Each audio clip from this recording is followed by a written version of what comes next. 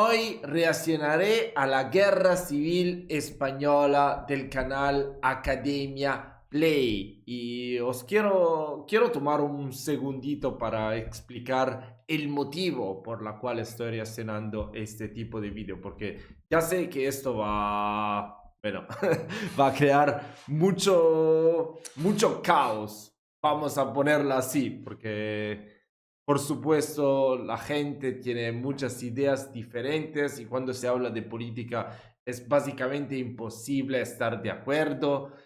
Pero bueno, quiero aprender un poquito más sobre este tema porque soy muy fan de La Chica de Cable y anoche he empezado la quinta temporada y me ha impactado bastante ver cómo la guerra civil estaba mostrada en la serie. Era muy impactante, muy...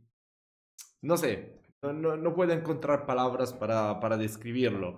Y quiero saber un poquito más cómo este conflicto vino a... nació, vamos a decirlo así. Y pues nada, bueno, me podréis decir también en los comentarios vuestras ideas políticas, lo que sea, pero bueno, solo quiero aprender algo nuevo y entender lo que he visto en la serie. Dale, vamos. La Guerra Civil Española estalla cuando el ejército de África se subleva contra el gobierno del Frente Popular el 17 de julio de 1936, poniéndose a las órdenes del general. Creo que lo único que sé sobre la Guerra Civil Española es que Franco fue de los ganadores, ¿no? Francisco Franco, y de allí tomó el poder en España. Creo que es así, ¿no? General Franco, el día Bueno. 1836, poniéndose a las órdenes del general Franco. El día 18, varias guarniciones de la península se suman a la sublevación. El general Franco, que se hallaba en Las Palmas en aquellos momentos, fue despertado a las 4 de la madrugada. Le comunicaron que se habían sublevado con éxito las guarniciones de Ceuta, Melilla y Tetuán. Por la mañana, ya del día 18, Franco embarca a su mujer y a su hija en un transatlántico con destino a Francia, y él a las 2 de la tarde sube al Dragón Rapid, un avión que le llevará a la zona española del Protectorado de Marruecos. ¿Por qué se alzaron contra el gobierno? Para ello tenemos que echar la vista hacia atrás. En el año 1923, Miguel Primo de Rivera, con apoyo del rey Alfonso XIII, había instaurado una dictadura militar. En 1930, agotada la dictadura, dimite. El país llevaba muchos años de atraso social y económico con respecto a otros países de su entorno. En 1931 se convocan elecciones municipales. Fueron elegidos más... Quiero preguntaros algo, porque me está encantando demasiado La Chica de Cable. Bueno, tiene mucha acción esa serie, mujeres muy fuertes. Eso, claro, eso a todos les gusta. Pero también me encanta cómo muestran la historia de España, ¿no? Con la primera compañía telefónica, con los inventos, cómo todo cambia. Es muy bonito eso. ¿Me podéis también recomendar más series como esa para ver cómo era España en el pasado? Y por supuesto también vídeos para reaccionar. Eso sería muy bonito, ¿eh? Poder reaccionar cada semana por lo menos a la historia de España sería... me encantaría demasiado. Bueno, vamos a seguir con el vídeo. 1931 se convocan elecciones municipales.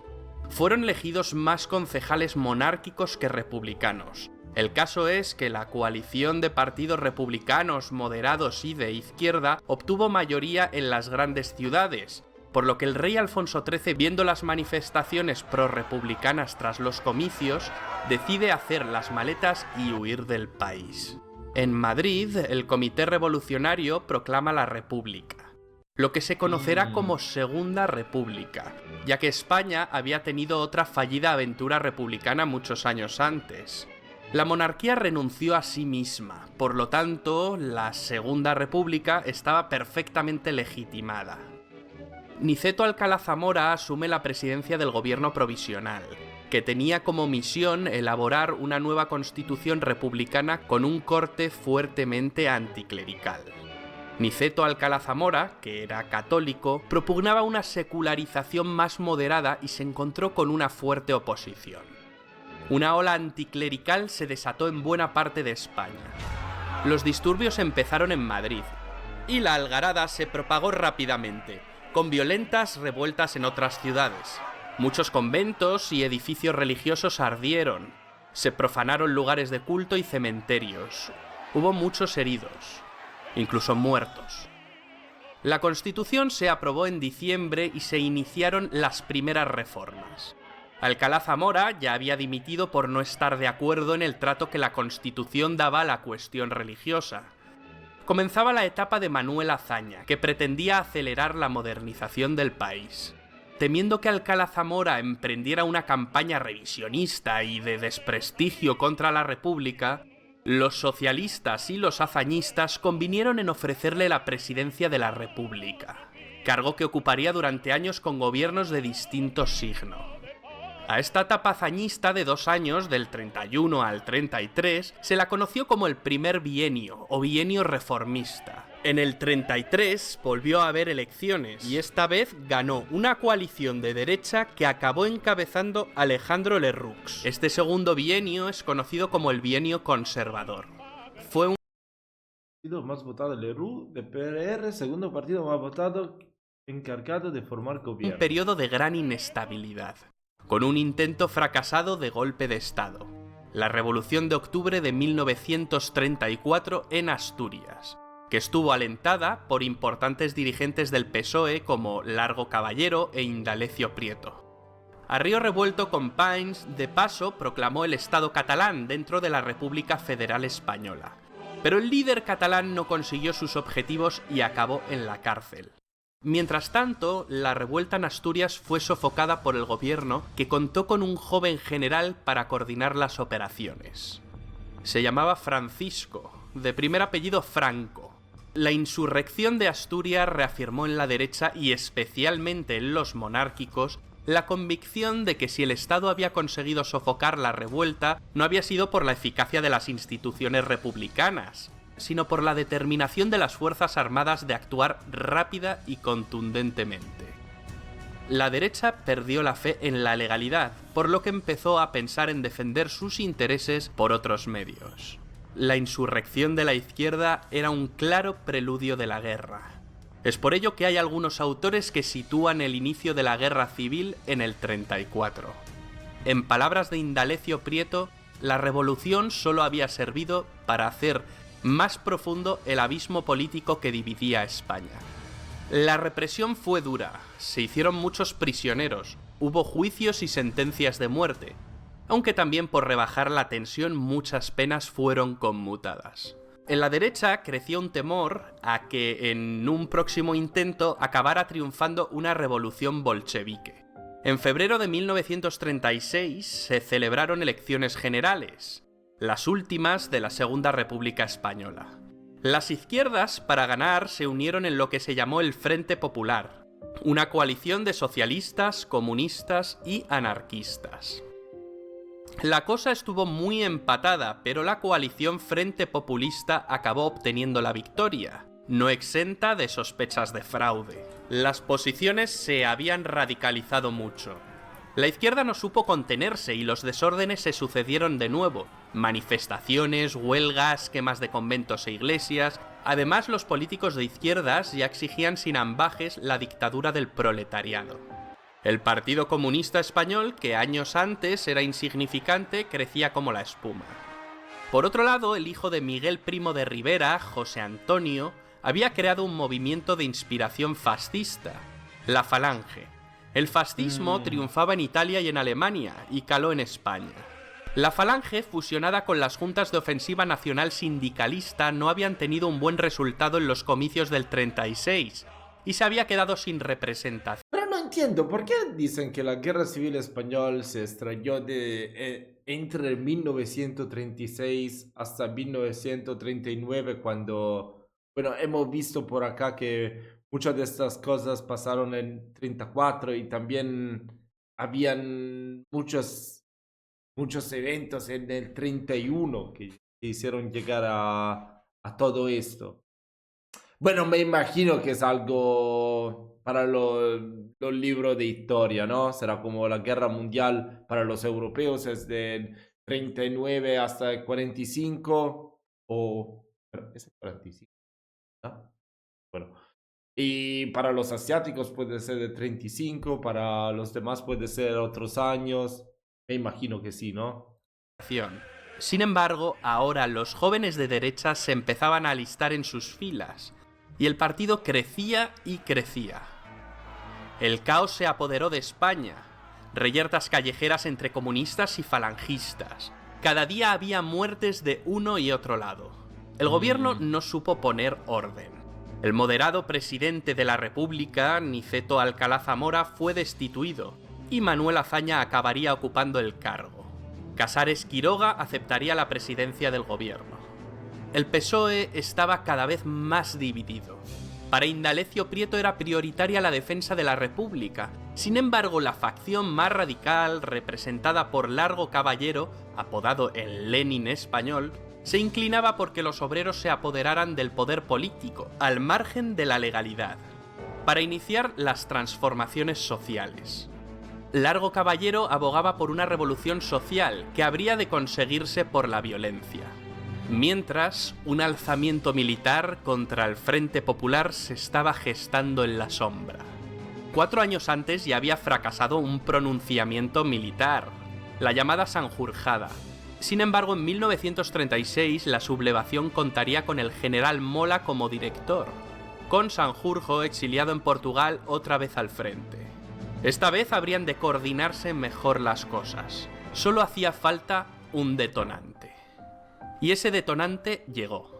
El 12 de julio de 1936, unos falangistas mataron al teniente de la Guardia de Asalto Republicana, José del Castillo, militante socialista. El cuerpo policial buscaba venganza y trató de detener a algún falangista.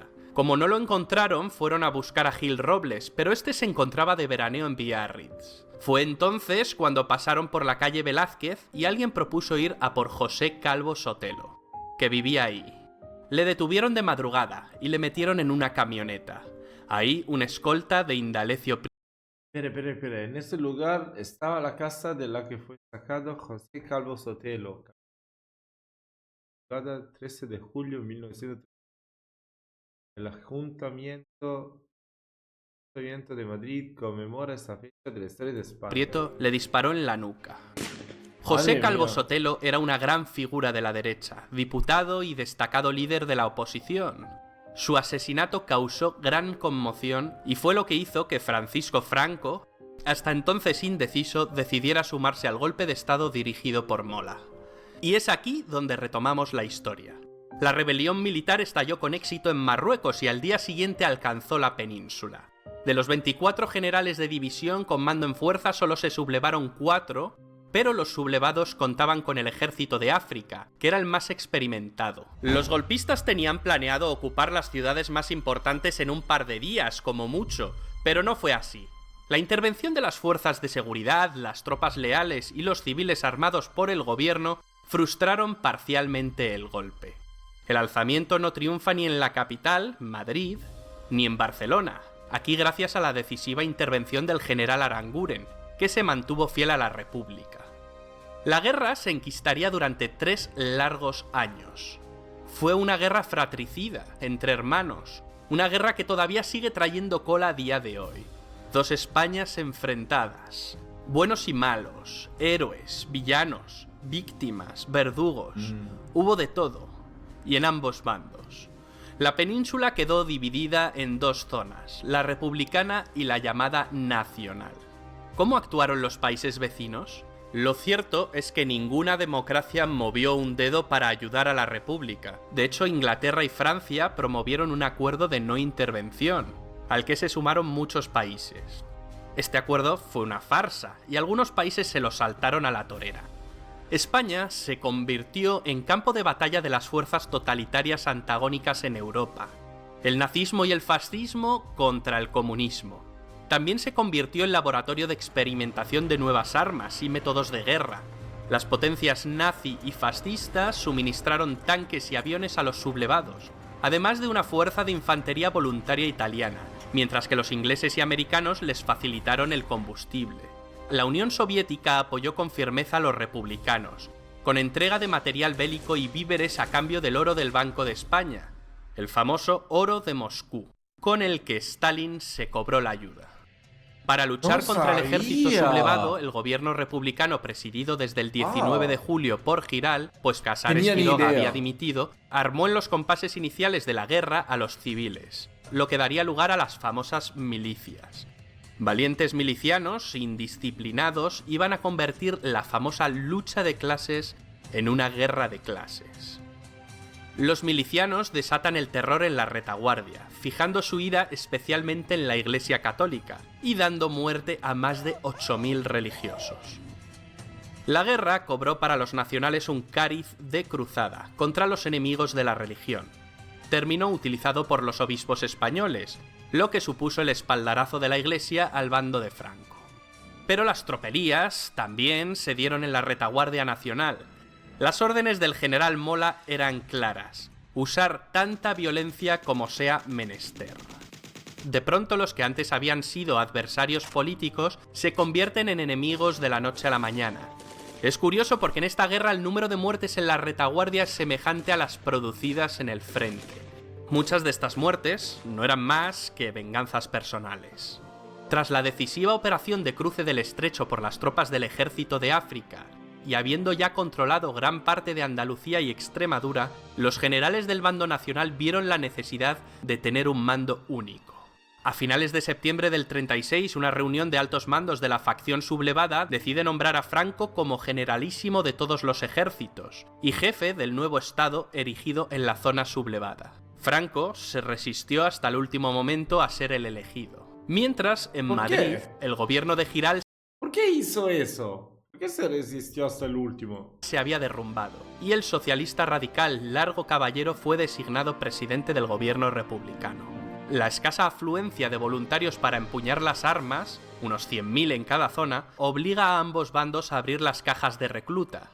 En agosto los nacionales, y en septiembre los republicanos. A partir de entonces se enfrentarán dos ejércitos engrosados por soldados de quintas, muchos de ellos totalmente ajenos a la lucha ideológica, que se dirime a tiros. Los combatientes luchan en el bando que ha triunfado en su pueblo, ciudad o provincia. La lealtad geográfica será la realmente mayoritaria. El gran objetivo de los sublevados es tomar la capital. La gran ofensiva de Madrid es planificada como un movimiento convergente de las tropas de Mola por el norte y las de Franco por el sur. Si cae Madrid, los nacionales tienen ganada la guerra. Pero los defensores de la República no se lo ponen fácil. Se inicia la batalla de Madrid. Los republicanos, además del material bélico... Eso es lo que muestran en La chica de cable, ¿verdad? Que mandan al... que había la chica, la hija de... Bueno, no voy a decirlo porque puede ser que alguien no lo ha visto o es el spoiler. Pero sí, que van al frente para defender.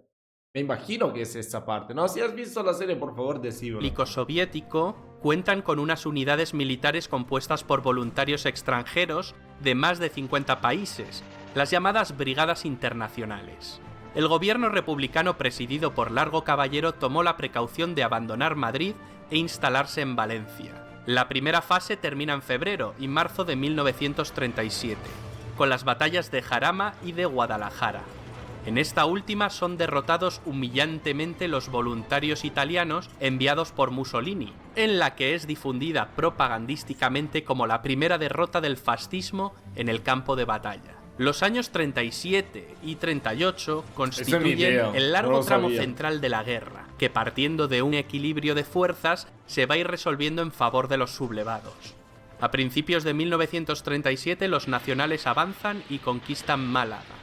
El norte, Vizcaya, Santander, Asturias, era de gran interés estratégico al ser una región industrial.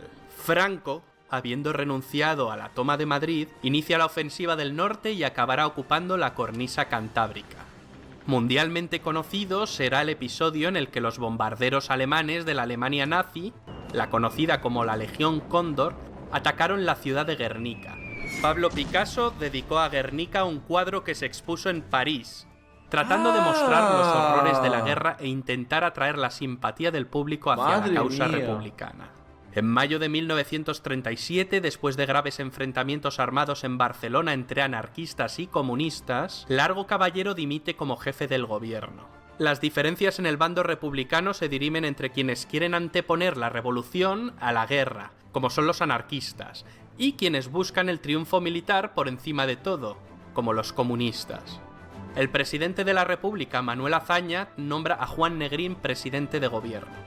Negrín reforzó sus poderes e impulsó una nueva y gran ofensiva. Para aligerar la presión sobre el norte, en verano de 1937 abre los frentes de Brunete y Belchite.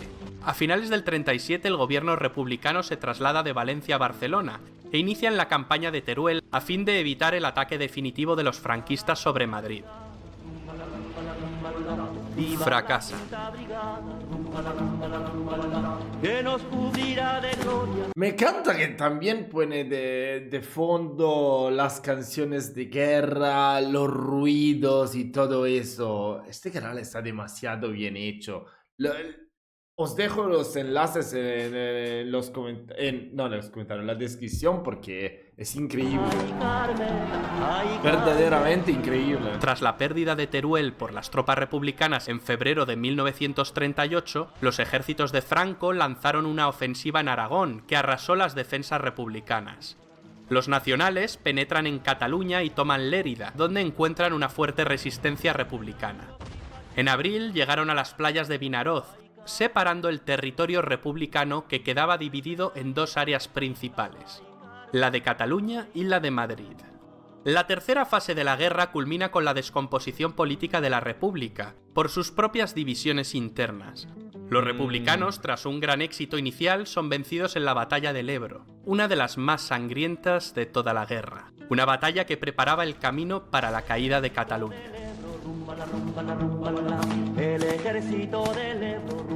El gobierno de Negrín tenemos que reaccionar a esa canción, intentó resistir todo lo posible, a fin de vincular la guerra española a una más que probable guerra mundial. Con la presión que ejercía la aviación nacional y caída Tarragona, la resistencia republicana se hunde. El general Yagüe entra en Barcelona, entonces sede del gobierno, en enero de 1939 y sin apenas resistencia. Miles de republicanos, militares y civiles se exilian en Francia, entre ellos el poeta Antonio Machado, que viejo y enfermo fallecerá en Collioure el 22 de febrero. El 27 de febrero, el gobierno de Franco es reconocido por Francia e Inglaterra, lo que provoca la dimisión de Manuel Azaña como presidente de la República. El 28 de marzo fue ocupada Madrid. El 1 de abril de 1939, Franco firma el último parte de guerra. La terrible guerra civil española había finalizado, dando paso a la larga dictadura de Francisco Franco, que duraría hasta el año 1975.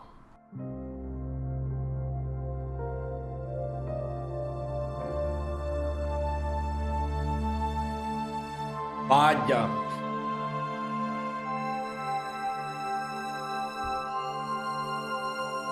Bueno,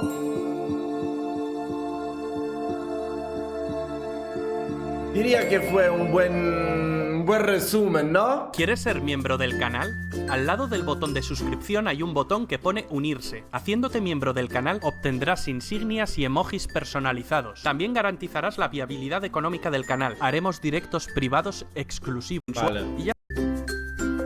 También, madre mía, no, increíble. Tengo que buscar este libro. Bueno, no sé, estoy seguro que muchos me dirán ahora que los hechos estaban mal explicados, que alguna cosa no eran así. Bueno, eso pasa siempre cuando se trata de historia. Es normal que alguien tenga más predisposición o un partido, ¿no? O una idea política. Eso es normal, pero bueno, intentamos ser más neutrales que podemos. Ahora tengo una suscripción a un sitio americano que se llama los Great Courses. bastante famoso. Bueno, puede ser que que lo conocéis y que lo conozcáis. Madre mía, tengo que mejorar mi español. Y he visto que tienen un curso para explicar muy bien la guerra civil española. Voy a escucharlo todo. No creo que sea muy largo, creo que son como 12 o 13 horas. Tiene en vídeo, pero también en audio, así que puedo ver los vídeos en mi computadora y también escuchar el audio cuando estoy caminando. Me gusta mucho tomar caminadas. Y bueno, después de eso creo que podemos hacer reacciones un poco más largas, ¿no? Si hay algunos debates, podemos reaccionarlos. También si son bastante largos, podemos también organizar directos porque es un tema que me interesa bastante. En este canal quiero descubrir más sobre la historia de, bueno, siendo italiano digo, nuestros primos de España. Espero que os haya gustado este video. Para mí fue un buen resumen, pero ahora quiero saber cuál es vuestra opinión. Y bueno, ya está. Os deseo un buen weekend, un buen fin de semana. Nos vemos muy pronto.